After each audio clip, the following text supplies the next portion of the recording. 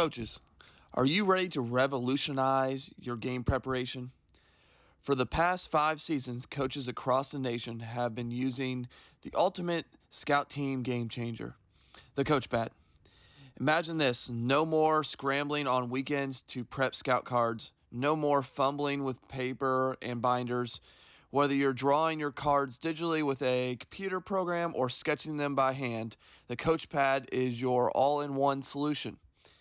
Picture yourself on the practice field effortlessly managing your scout team or standing on the sidelines during game day, syncing adjustments from the press box to your coaches on the sideline and back. With the coach pad, you can clearly see your scout cards even in the brightest sunlight. No more squinting or dealing with the wind blowing clear vinyl sleeves everywhere. This offseason, take your coaching to the next level. Get your coach pad today at thecoachpad.com and gear up for a winning season ahead. Welcome back to another episode of the Gap Down Backer podcast.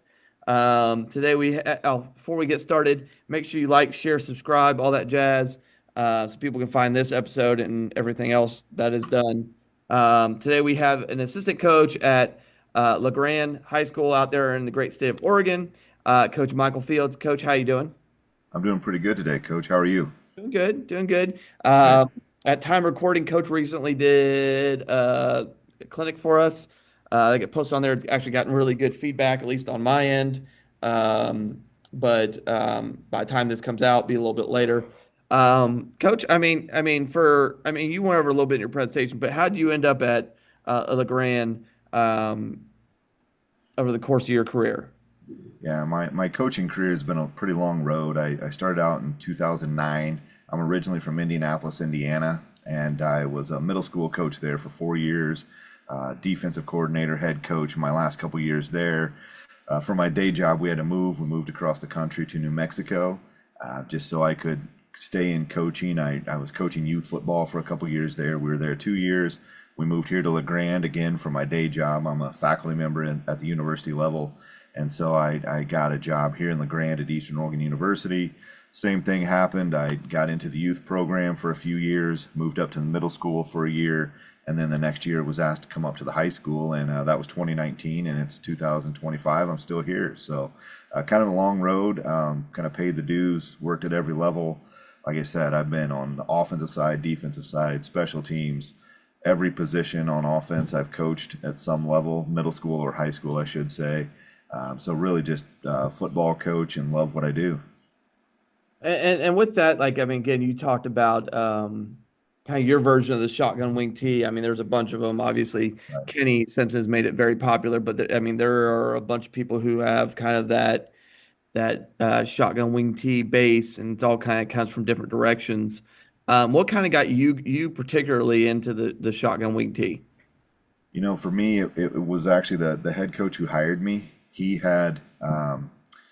He'd been dabbling. He was our middle school coach here in La Grande for about 15 years before he became the head coach at the high school. He was the head coach. He was hired in 2018, and then that's when I moved up to the middle schools when he moved up to the high school to kind of help fill the gap. There was a couple of other guys coaching there, and they wanted to run the same offense at the middle school level. And the two guys that they had hired were teachers, were great youth coaches and great coaches in other aspects, but had never actually coached football. So I kind of came on as a volunteer, having at that point, I don't know, 7 years experience in football, and kind of worked with the head coach, who was eventually the middle school head coach at that time, was going to kind of run the same offense. And he'd never installed an offense, didn't know how to really teach it. And so that was my first year to kind of play with the offense. And that same year, I took the offense. I was still involved in our youth program here and kind of modified it down to the youth level, had it modified for the middle school level. Then that next year is when I made the jump up to high school, and kind of the same thing. The head coach was running it. I was helping with our kind of JV2 programs at the time, and really just learning the offense myself. And then I just fell in love with it. It was so successful. In 2019, we were undefeated state champs with that offense. Our running back that year, I think I threw this stat out in my presentation. He actually averaged over 11 yards a carry that season. And I mean, we were loaded. I mean, we had dudes on that team.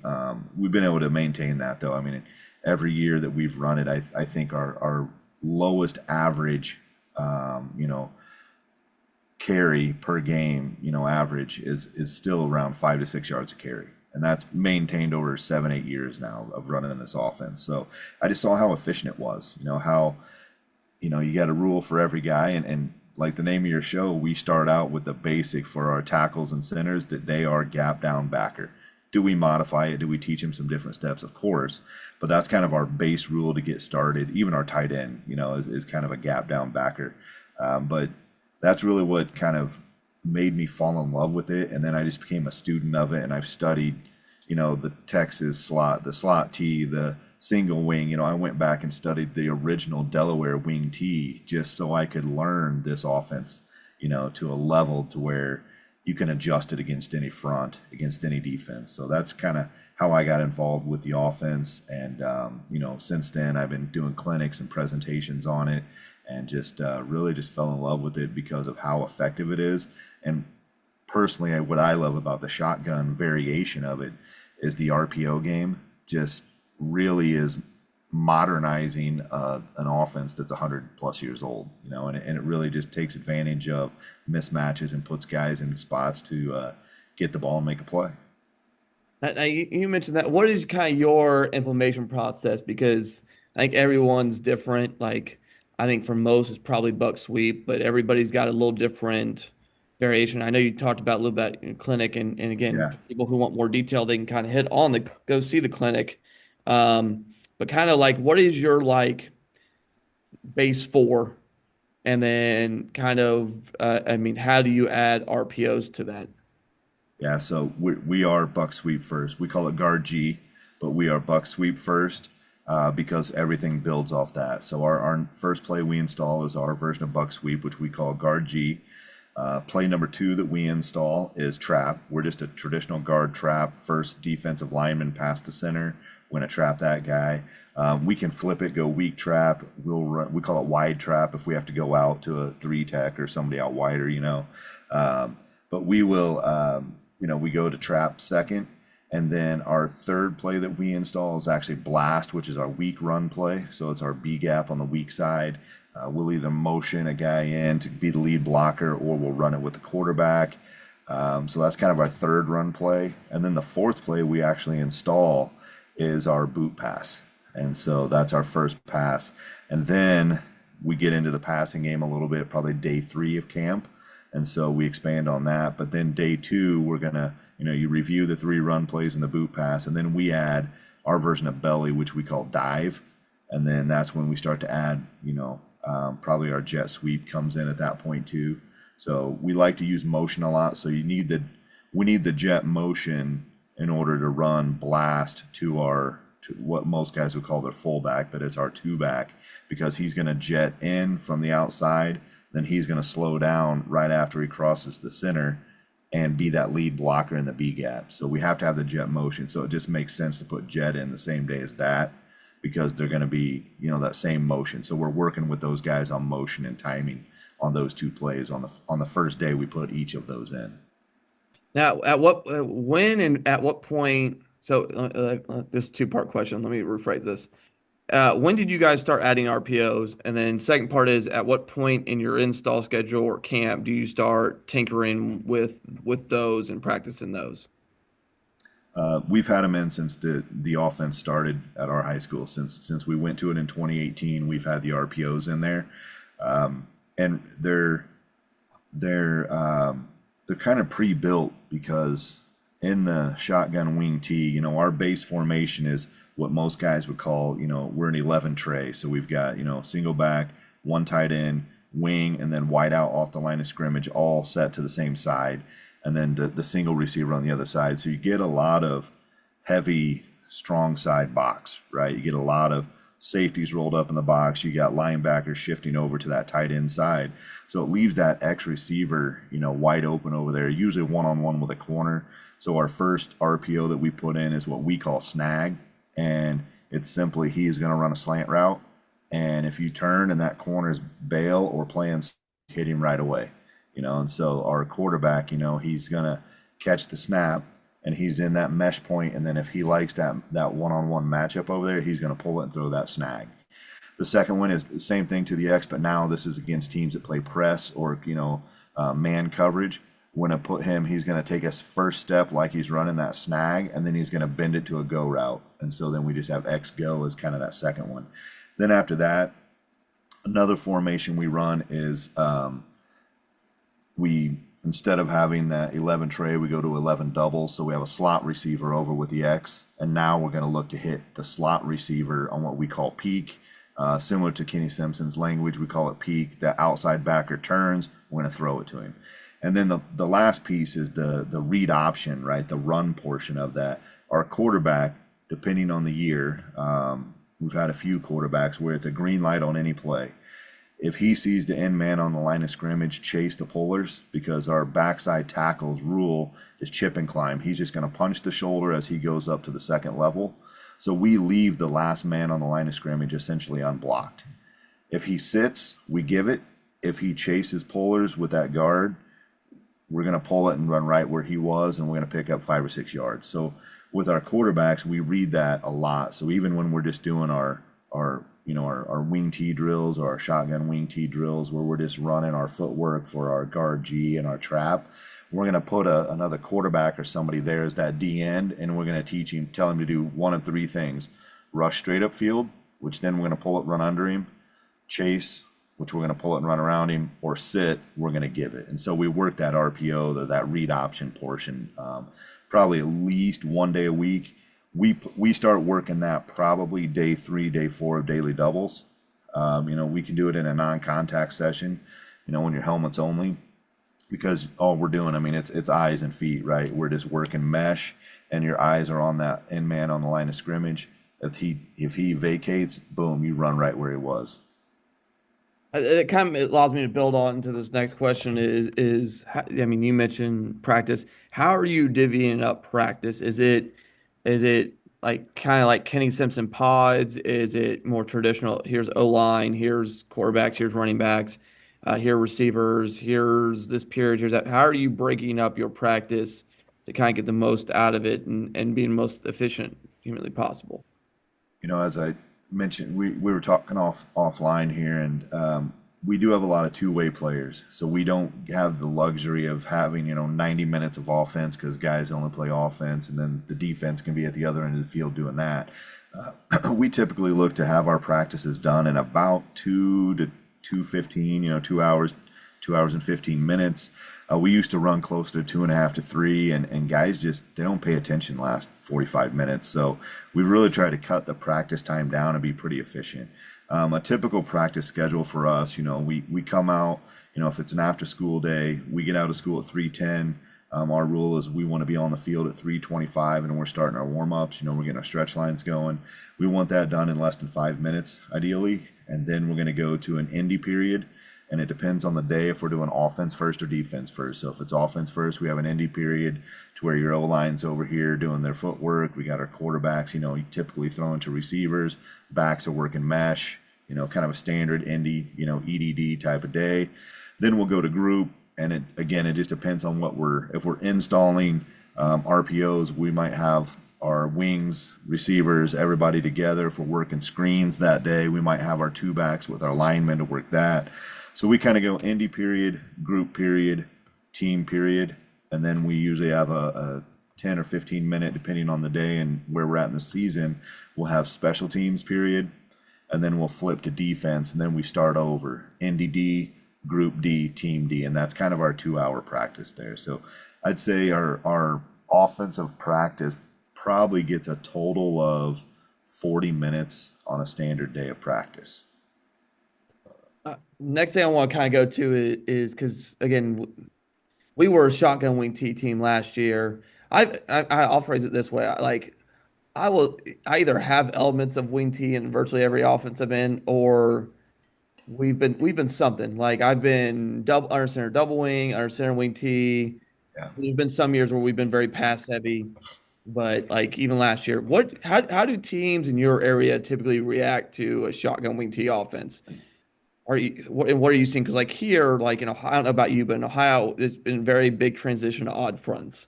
You see a lot of regular games, you see a lot of tight front, a lot of oaky front.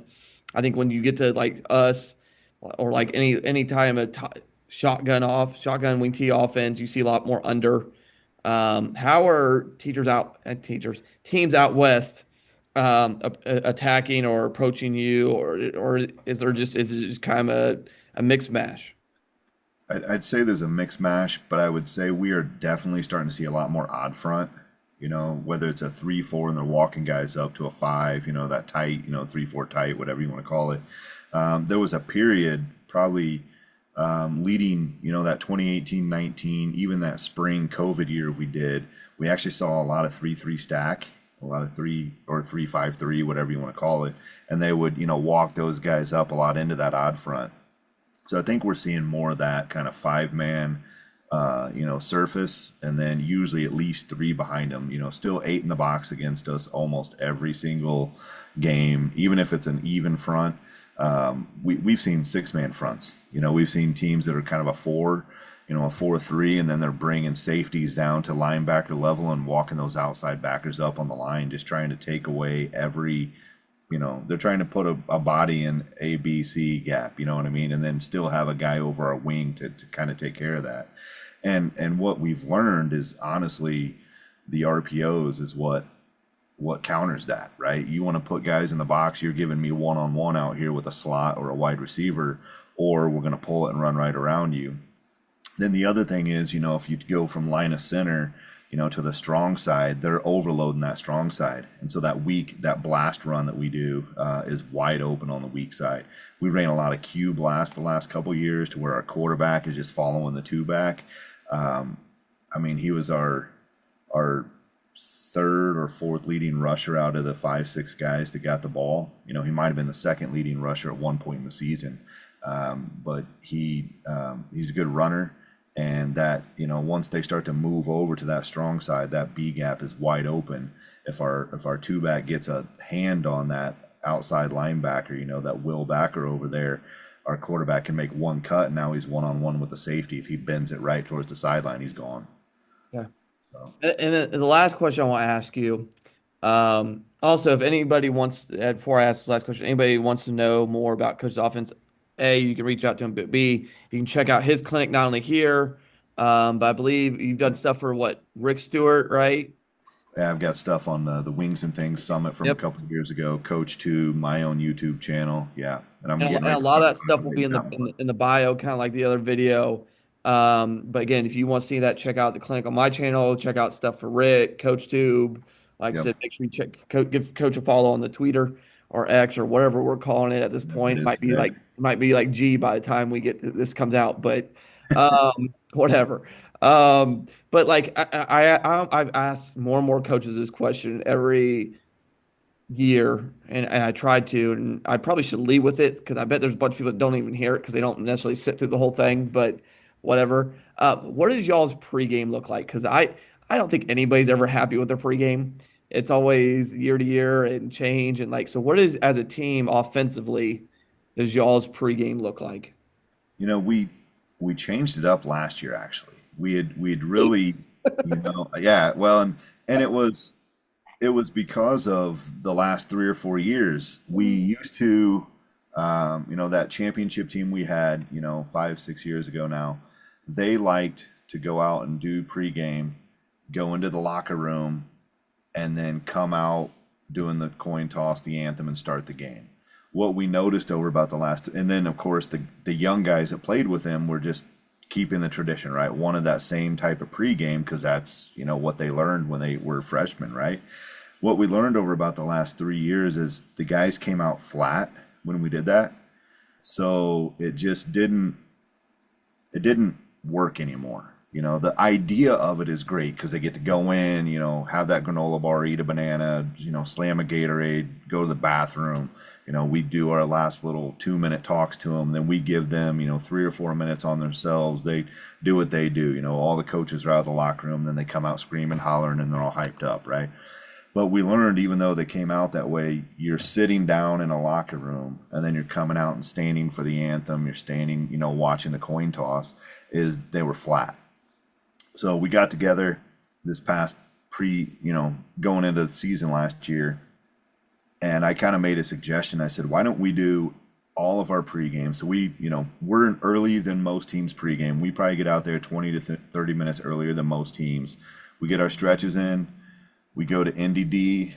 We go to Team D, and then we would go to NDO, Team O, and then we'd go in the locker room. What I did is I switched it up to where we did essentially the same. We did our stretches, our dynamic warm up. Then we did NDD, Team D, and then we went NDO. Then we went in the locker room. And then, so we went in about 20 minutes earlier than we used to. And then we came out, right? Still, they get their hype and they're all screaming and hollering and ready to run through a brick wall as they come out of the locker room onto the field. And then we did Team O. And how we always end our Team O session in pregame, I would do it about 3 to 4 minutes before we were told we had to be on the sideline ready for the anthem and the coin toss, right?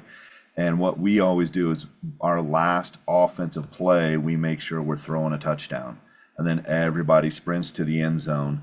And then we line up and do our PAT, right? So that way we have a practice for that. And then we would meet in the end zone. And I would typically do a little, pep talk, get them riled up, and then get them all fired up again, right? And then they're screaming, hollering, and then we jog to the sideline. So that energy helped a little bit this past year. So we did change it up a little bit. It seemed to work. I'm assuming we're going to stick to that same format this year, just depending on what the players want. Really, we try to listen to our players for some of that. So, well, coaches, like, share, subscribe, all that crap. Check out our sponsor, Coachpad. Check out Coach anywhere you can find him. Like I said, all that information will be in the bio between CoachTube and wherever you can find all this stuff, kind of like their video. Check out his clinics, not only on my channel, but everywhere else as well. And then if you got any questions, reach out to Coach. Otherwise, it's another episode of the Gap Down Backer Podcast.